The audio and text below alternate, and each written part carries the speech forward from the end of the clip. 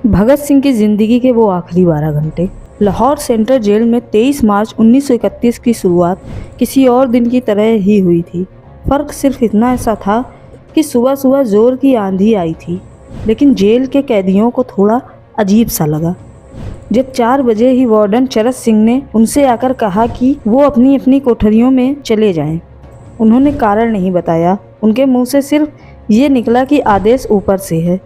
अभी कैदी सोच ही रहे थे कि माजरा क्या है। जेल का नाई बरकत हर कमरे के सामने से फुसफुसाते हुए गुजरा कि आज रात भगत सिंह, राजगुरु और सुखदेव को फांसी दी जाने वाली है। उस क्षण की निश्चिंता ने उनको झकझोर कर रख दिया। कैदियों ने बरकत से मनुहार की कि वो फांसी के बाद भगत सिंह की कोई भी चीज़ जैसे पेन, कंघा या घड़ी उन्हें लाकर दें, ताकि वो अपने पोते पोतियों को बता सके कि कभी वो भगत सिंह के साथ जेल में बंद थे।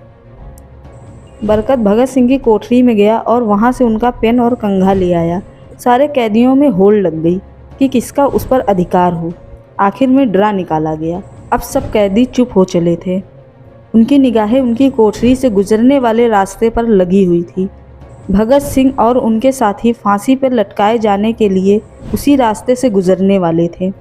एक बार पहले जब भगत सिंह उसी रास्ते से ले जाए जा रहे थे तो पंजाब कांग्रेस के नेता भीमसेन सच्चर ने आवाज़ ऊंची कर उनसे पूछा था, आप और उनके साथियों ने लाहौर कॉन्स्पिरेसी केस में अपना बचाव क्यों नहीं किया?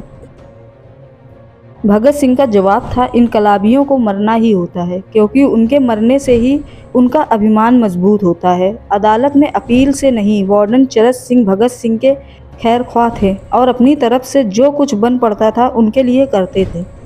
उनकी वजह से ही लाहौर के द्वारकादास लाइब्रेरी से भगत सिंह के लिए किताबें निकलकर जेल के अंदर आ पाती थी। भगत सिंह को किताबें पढ़ने का इतना शौक था कि एक बार उन्होंने अपने स्कूल के साथी जयदेव कपूर को लिखा था कि वो उनके लिए कार्ल लिब्ने की मिलिट्रिज्म, लेनिन की लेफ्ट विंग कम्युनिज्म और अपटन सिंक्लेयर का उपन्यास द स्पाई कुलवीर के जरिए भिजवा दें। भगत सिंह जेल की कठिन जिंदगी के आदी हो चले थे। उनकी कोठरी नंबर 14 का फर्श पक्का नहीं था, उस पर घास उगी हुई थी।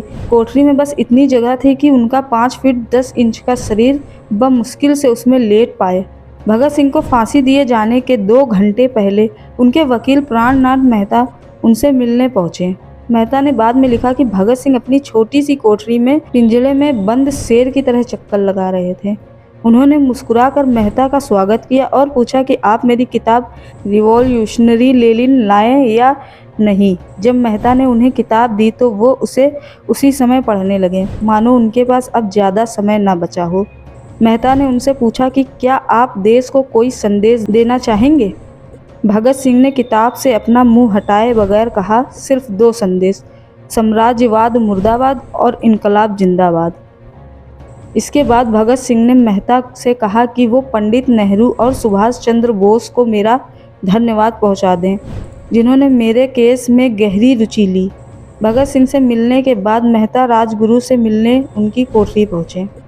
राजगुरु के अंतिम शब्द थे, हम लोग जल्द मिलेंगे। सुखदेव ने मेहता को याद दिलाया कि वो उनकी मौत के बाद जेलर से वो कैरम बोर्ड ले लें जो उन्होंने उन्हें कुछ महीने पहले दिया था। मेहता के जाने के थोड़ी देर बाद जेल अधिकारियों ने तीनों क्रांतिकारियों को बता दिया कि उनको वक्त से 12 घंटे पहले ही फांसी दी जा रही है। अगले दिन सुबह 6 बजे की बजाय उन्हें उसी शाम 7 बजे फांसी पर चढ़ा दिया जाएगा।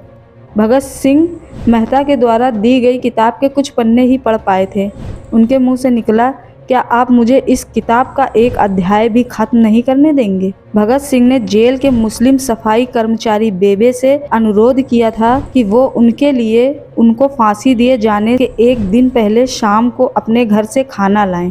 लेकिन बेबे भगत सिंह की ये इच्छा पूरी नहीं कर सके, क्योंकि भगत सिंह को 12 घंटे पहले फांसी देने का फैसला ले लिया गया था और बेबे जेल के गेट के अंदर ही नहीं घुस पाया। थोड़ी देर बाद तीनों क्रांतिकारियों को फांसी की तैयारी के लिए उनकी कोठरियों से बाहर निकाला गया। भगत सिंह, राजगुरु और सुखदेव ने अपने हाथ जोड़े और अपना प्रिय आज़ादी गीत गाने लगे। फिर इन तीनों का एक एक करके वजन लिया गया। सबके वजन बढ़ गए थे। इन सबसे कहा गया कि अपना आखिरी स्नान करें। फिर उनको काले कपड़े पहनाए गए, लेकिन उनके चेहरे खुले रहने दिए गए।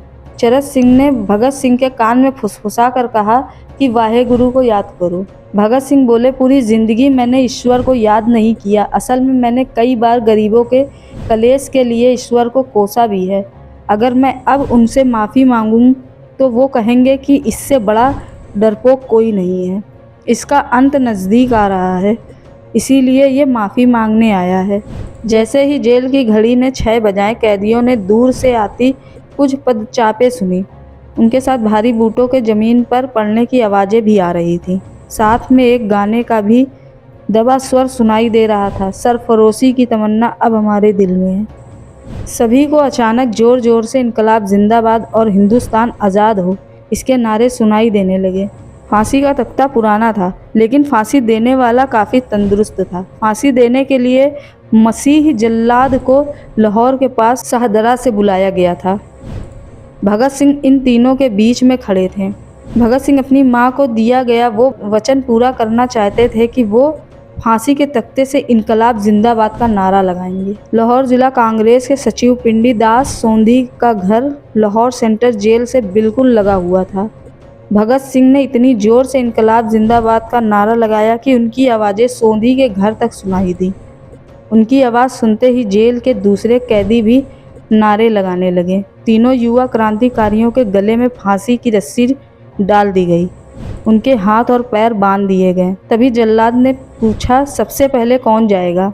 सुखदेव ने सबसे पहले फांसी पर लटकने की हामी भरी। जल्लाद ने एक एक कर रस्सी खींची और उनके पैरों के नीचे लगे तख्तों पर पैर मारकर हटा दिया। काफ़ी देर तक उनके 100 तख्तों से लटकते रहे। अंत में उन्हें नीचे उतारा गया और वहां मौजूद डॉक्टरों ने उन्हें मृत घोषित किया।